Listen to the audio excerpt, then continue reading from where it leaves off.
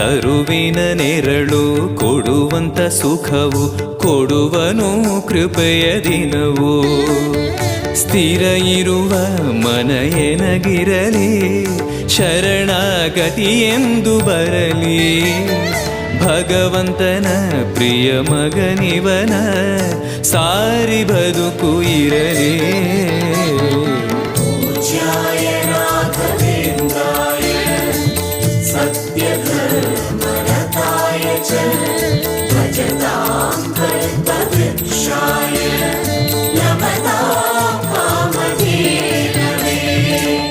ಆಲಯವೆಂದರೆ ಮಂತ್ರಾಲಯವೇ ಬೇರೆ ನಾ ಅರಿಯಲಾರೆ.